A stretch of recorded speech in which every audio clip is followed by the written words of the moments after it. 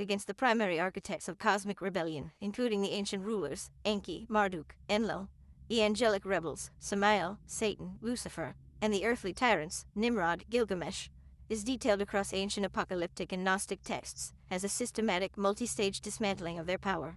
When the highest cosmic order initiates a true judgment, it does not operate like a human courtroom. It operates as an unalterable energetic correction. Stage 1. The stripping of the administrative frequencies. Before any entity is cast into containment, their ability to project power over humanity is completely neutralized. This is known as the decoronation of the archons, the exposure of the matrix. In Gnostic texts like On the Origin of the World, the first step of judgment is the absolute exposure of their secrets. The false histories, artificial timelines, and synthetic religious systems established by figures like Thoth, Baal, and Marduk are flooded with the true light of Mother Sophia, the loss of the stolen light. These entities have historically maintained their realms by siphoning the divine sparks of humanity. The judgment dictates that this stolen life force is instantly magnetized back to the Paroma, the divine source. Without this stolen energy, entities like Baphomet and Caligastia lose the fuel required to maintain their lower manifestations, causing their astral architectures to fracture and collapse.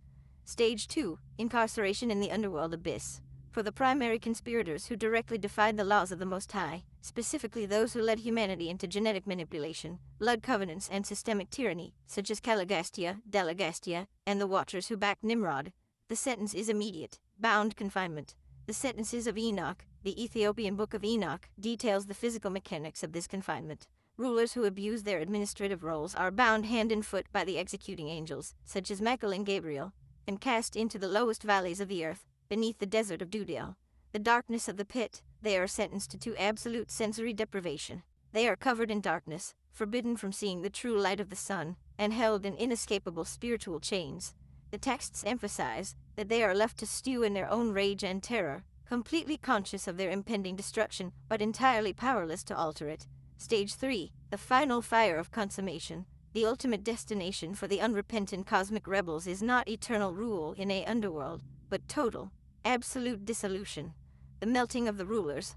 Gnostic scriptures describe the final cosmic reset as a spiritual fire that consumes everything not rooted in the organic blueprint of life. When the final consummation occurs, Yaldabaoth, the demiurgic force, and all who willingly served his inversion, including Satan, Samael, and the tyrannical spirits of Nimrod and Gilgamesh, are cast into the great furnace, eternal erasure. Unlike human souls who carry an eternal divine spark capable of redemption, these corrupted cosmic archetypes are completely dissolved. The texts state that they are burned down to their foundational elements until they cease to exist entirely. They leave no trace, no memory, and no frequency behind in the corrected creation, fully satisfying the cosmic decree that the way of the transgressor leads to death,